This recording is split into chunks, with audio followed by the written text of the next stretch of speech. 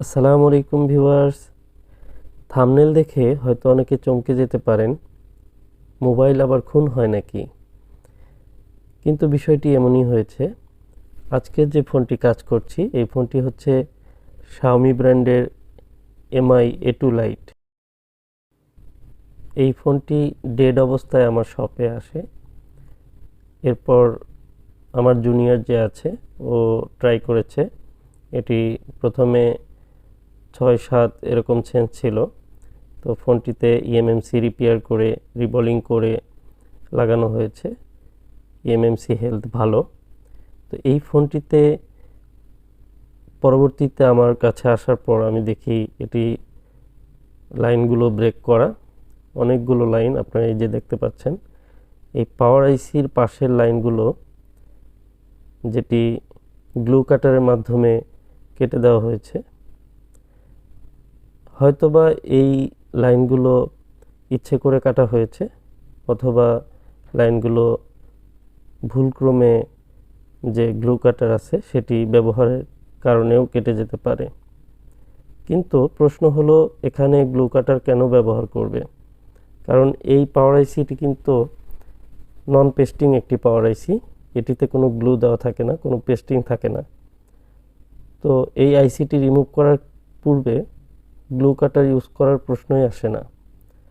যেহেতু গ্লু কাটার ইউজ করেছে, তো সে হয়তো ইচ্ছে করে এই ফোনটিকে ডেট করার উদ্দেশ্যে ইউজ করেছে, অথবা ভুলক্রমে সে ব্যবহার করতে পারে। কেটে যাওয়া লাইনগুলো সোল্ডারিং করার পর আমি আইসিটি লাগিয়ে এই ফোনটির সেন্সটি আগে দেখে নেব, ফোনটির সেন্সটি কেমন আছে। আর যে আইসিটি আছে এটি আমি রিবল ছাড়াই লাগিয়ে নিচ্ছি। আমি শুধু চেক করব ফোনটির পাওয়ার সেন্স কেমন আছে। আর ফোনটিতে আইসি লাগানো থাকা অবস্থায় লাইনগুলো খুব ভালোভাবে বোঝাও যায় না যে লাইনগুলো ব্রেক আছে বা লাইনগুলো কাটা আছে। তো আমি আইসিটি লাগিয়ে এবার পাওয়ার সাপ্লাইয়ের মাধ্যমে চেক করে নেব সেন্সটি কেমন আছে। আমি পাওয়ার সাপ্লাই রিডিংটি দেখার চেষ্টা করছি। রিডিং হচ্ছে 1। তো এখানে ভলিউম চেপেও দেখছি, আসলে 1 রিডিং আসার কারণ হচ্ছে পাওয়ার আইসির যে আউটপুট ভোল্টেজ, যেমন ক্রিস্টালের ভোল্টেজ যদি মিসিং হয় সেক্ষেত্রে কিন্তু 1 সেন্স আসতে পারে, অথবা নন সেন্সও আসতে পারে। তো ফোনটির কন্ডিশন খুবই খারাপ। ফোনটি যিনি কাজ করেছেন, আমি সঠিক জানি না আসলে কে কাজ করেছে। যেই করুক না কেন, ফোনটিতে যে ওয়েতে কাজ করা হয়েছে সেটি একটি ভুল ছিল। কারণ মোবাইল রিপেয়ারিংয়ের জন্য আমরা বিভিন্ন ধরনের আধুনিক টুলস ইউজ করে থাকি। আসলে আমাদের এই টুলসগুলো হয়তো ইতিপূর্বে ছিল না। অনেক টুলস আমাদের প্রয়োজনেই তৈরি হয়েছে। কারণ এখনো পর্যন্ত মোবাইল রিপেয়ারিংয়ে যে সমস্ত টুলস আবিষ্কার হয়েছে সেগুলো টেকনিশিয়ানদের কাজকে সহজ করার জন্য। কারণ কোনো টুলস কিন্তু আমাদের কাজ কমপ্লিট করে দিতে পারে না, একজন মানুষই কাজটি কমপ্লিট করে।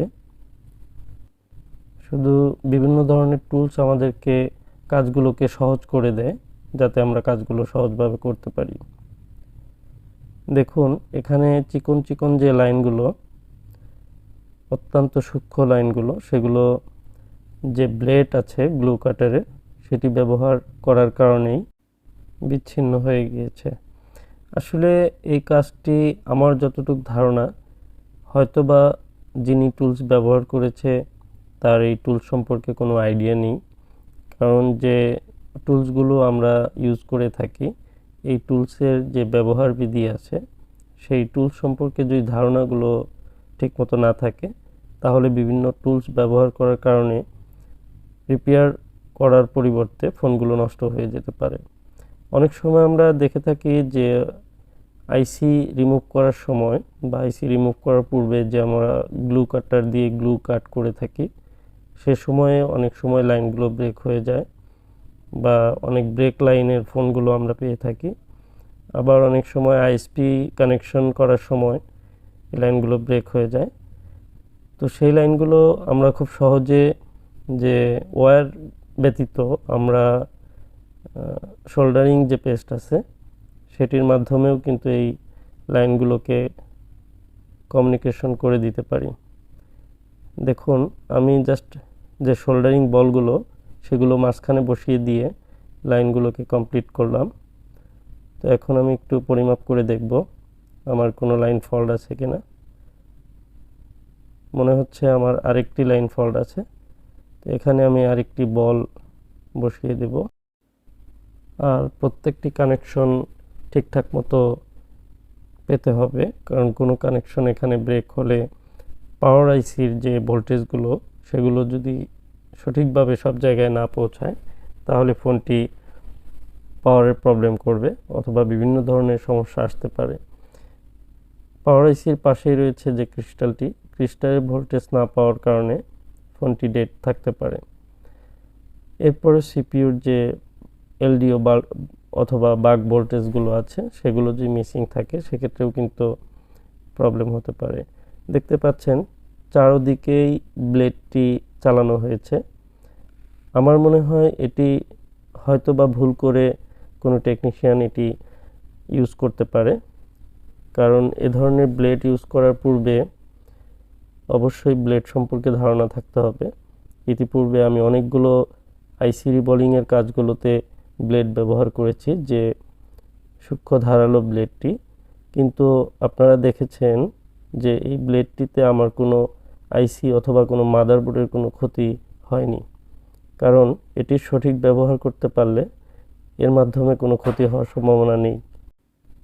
আর একজন বিশেষজ্ঞ ডাক্তার যখন একটি অপারেশন করেন তখন যে অস্ত্রোপচারগুলো করেন সেখানে কোথায় কোন ব্লেডটি ইউজ করতে হবে এবং কোনো ধরনের ক্ষয়ক্ষতি ছাড়া কিভাবে অপারেশনটি করা যায় সেটি কিন্তু সে জানে।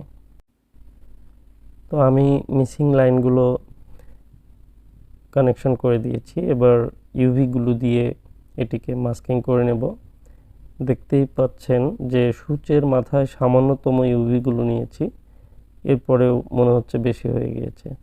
আসলে এই ধরনের লাইনগুলো অনেক সূক্ষ্ম হয়ে থাকে, একদমই খালি চোখে দেখা যায় না এরকম লাইন আছে। তো আমি অতিরিক্ত ইউভি গ্লুগুলো উইপার দিয়ে পরিষ্কার করে নিচ্ছি, যাতে আমার পরবর্তীতে বলগুলো কানেক্ট পেতে সহজ হয়। তো যেটি বলছিলাম, একজন দক্ষ টেকনিশিয়ান কখনো কোনো ফোন ডেড করে দিবে না, কারণ হচ্ছে ডাক্তারের পেশা হচ্ছে রুগীকে বাঁচানো, কোনো রুগীকে মেরে ফেলা নয়। আর আমাদের টেকনিশিয়ানদের মধ্যে কিছু কিছু টেকনিশিয়ানের ভুলের কারণে গোটা মোবাইল রিপেয়ারিং টেকনিশিয়ানদের অনেক বদনাম হয়। আমি বিশেষ কোনো ব্যক্তিকে উদ্দেশ্য করে বলছি না, আমাদের মধ্যে যারা এ ধরনের টেকনিশিয়ান আছেন যারা ফোন রিপেয়ারিং করার সময় হয়তোবা তার কাছে ফোনটি নাও হতে পারে, কিন্তু এ ধরনের মন মানসিকতা রাখা উচিত নয় যে আমার কাছে ফোনটি হলো না আর যেন কোথাও ফোনটি ঠিক না হয়। এ ধরনের মন মানসিকতা রাখা একদমই উচিত নয়। আর কোনো ফোনের ক্ষতি করে মূলত কেউ কোনো দিন নিজের সুনাম অর্জন করতে পারে না, হয়তোবা কোনো না কোনো ক্ষতি তারও হয়ে যেতে পারে। আর যদি নিজের দক্ষতার অভাবে বা ভুলে এই কাজগুলো হয়ে থাকে তাহলে অবশ্যই সেই সমস্ত টেকনিশিয়ান ভাইদেরকে বলবো আপনারা অবশ্যই এই বিষয়ে দক্ষতা অর্জন করুন এবং এরপর যে টুলসগুলো আছে সেগুলো ব্যবহার করুন। তো এবার আমি আইসিটি লাগিয়ে নেব। আইসিটি রিভলভ করা হয়েছে, যে আইসিটি এই ফোনে ছিল আমি সেই আইসিটি পুনরায় আবার লাগাচ্ছি। আমার ফ্লাক্সের মধ্যে একটু সোল্ডারিং রিবলিং যে পেস্ট সেটি পড়ে গেছে, তো আমি এখানে যে হট এয়ার গান ইউজ করছি আমার পেস্টটি যেন মেল্ট হয়ে নিচের দিকে গড়িয়ে না পড়ে সেদিকে লক্ষ্য রেখে আইসিটি লাগিয়ে নিচ্ছি। কারণ এই বলটি যদি ভিতরে আইসির ভিতরে চলে যায় শর্ট হয়ে যেতে পারে। তো আসলে এক এক সময় এক এক রকমভাবে কাজ করতে হয়। বেশিরভাগ সময় আমি পেস্ট উপরে দিয়ে সেটিকে মেল্ট করে আইসির ভিতরে প্রবেশ করিয়ে দিই, কিন্তু যেহেতু একটি রিবলিং পেস্ট ছিল সে কারণে এটি করলাম না। তো আমি একটু পাওয়ার সাপ্লাই দিয়ে এবার চেক করে নেব আমার ফোনের রেসপন্স কেমন আসছে। হ্যাঁ, আমার ফোনের রেসপন্স খুবই ভালো। আমার মনে হচ্ছে ফোনটি এখন রান হবে। তো যেহেতু ফোনটি অন্য একটি শপ থেকে এসেছে, আর এই ফোনটি আমার শপে আমার জুনিয়র যে আছে ও বেশ লম্বা সময় স্টাডি করেছে, তো আমি দেখে নিচ্ছি পিসিবি বোর্ডের কন্ডিশন।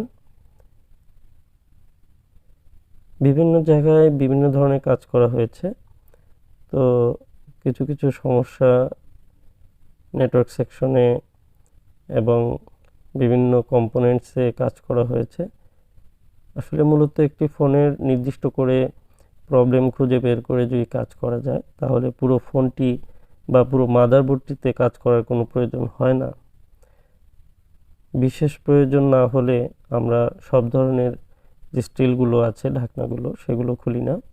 কারণ একটি পাওয়ারের প্রবলেমের জন্য প্রথমে পাওয়ার সেকশনটিকেই ভালোভাবে পর্যবেক্ষণ করতে হয়।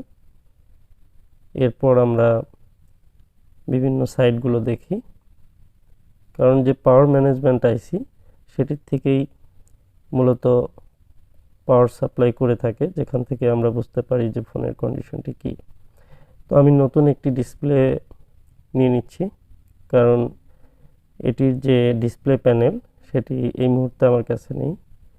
তো আমি জাস্ট পাওয়ার সাপ্লাইয়ের মাধ্যমে চেক করে নিচ্ছি। আলহামদুলিল্লাহ, দেখুন আমার ফোনটিতে লেখা চলে আসছে।